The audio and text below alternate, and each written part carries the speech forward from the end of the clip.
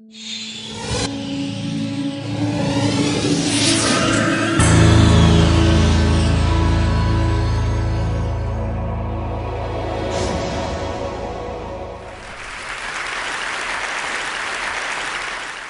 is Revolution 2.0. No one was a hero. No one was a hero, because everyone was a hero. Everyone have done something.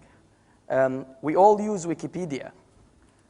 If you think of the concept of Wikipedia where everyone is collaborating content, and at the end of the day, you've built the largest encyclopedia in the world. From just an idea that sounded crazy, you have the largest encyclopedia in the world. And in the Egyptian revolution, the Revolution 2.0, everyone have contributed something. Small or big, they contributed something to bring us one of the most inspiring stories in the history of mankind when it comes to revolutions. It was actually really inspiring to see all these Egyptians completely changing.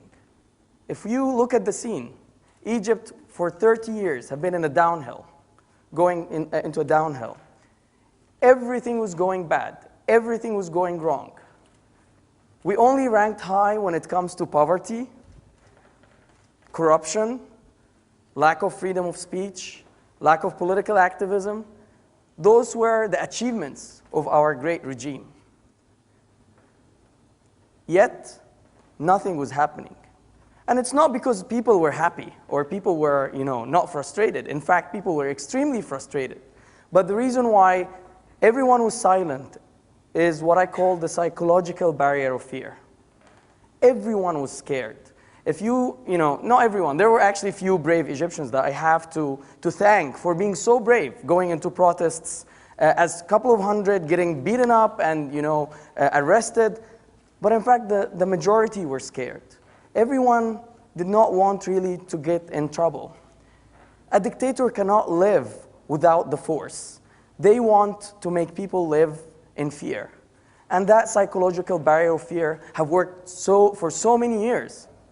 And here comes the internet, technology, BlackBerry, SMS. It's helping all of us to connect. Platforms like YouTube, Twitter, Facebook were helping us a lot because it basically gave us the impression that, wow, I'm not alone. There are a lot of people who are frustrated. There are lots of people who are frustrated. There are lots of people who actually share the same dream. There are lots of people who care about their freedom. They probably have the best life in the world. They are living in happiness. They're living in their villas. They're happy. They don't have problems. But they are still feeling the pain of the Egyptian. A lot of us, we're not really happy when we see a video of an Egyptian man who's eating the trash while others are stealing billions of Egyptian pounds from the wealth of the country. The internet have played a great role helping these people to speak up their minds, to collaborate together, to start thinking together. It was an educational campaigns. Khalid Saeed was killed in June 2010.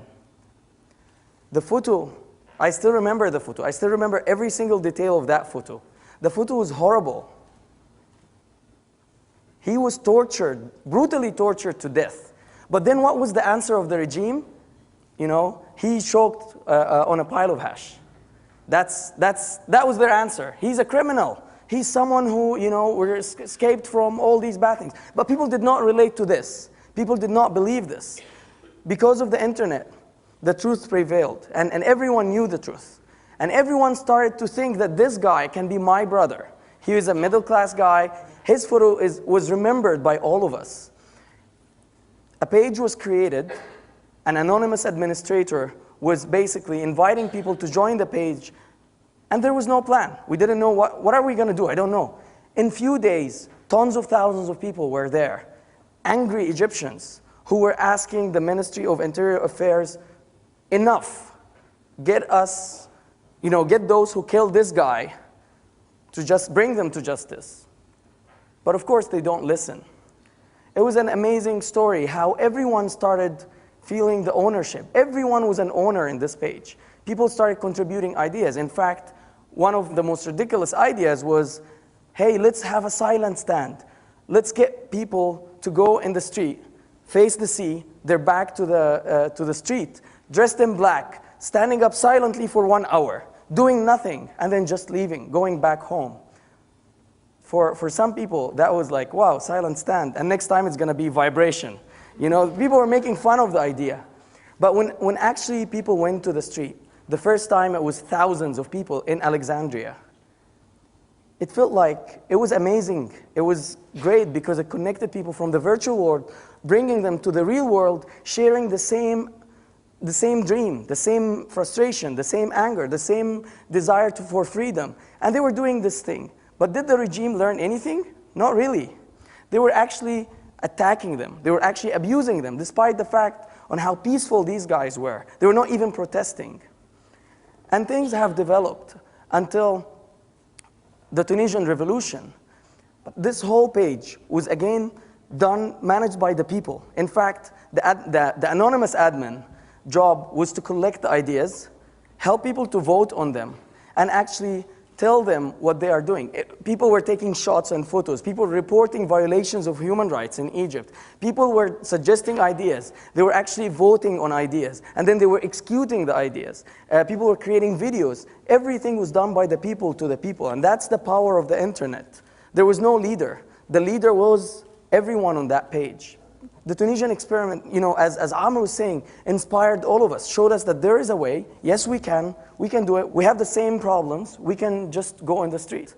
And when I saw the street on the 25th, I went back and said, Egypt before 25th is never going to be Egypt after 25th. The revolution is happening. This is not the end. This is the beginning of the end.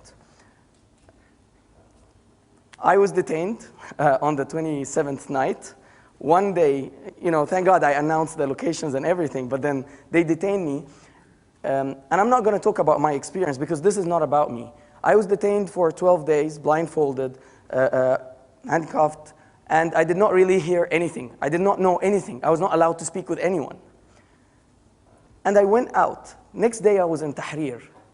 Seriously, with the amount of change I have noticed in this square, I thought it was 12 years. I never had in my mind to see this Egyptian, the amazing Egyptian. The fear is no longer fear. It's actually strength. It's power. People were so empowered. It was amazing how everyone is so empowered and now asking for their rights. Completely opposite. Extremism became tolerance. You know, who would imagine before the 25th, if I tell you that hundreds of thousands of Christians are going to pray and tons of thousands of Muslims are going to protect them, and then hundreds of thousands of Muslims are going to pray and tons of thousands of Christians are going to protect them. This is amazing. All the stereotypes that the regime were trying to put on us through their so-called propaganda or mainstream media are proven wrong.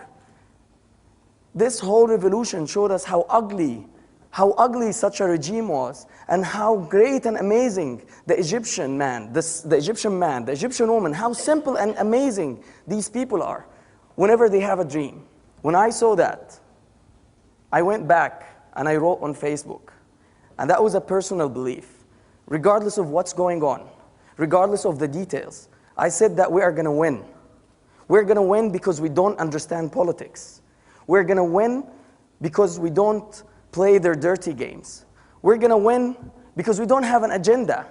We're going to win because the tears that comes from our eyes actually come from our hearts.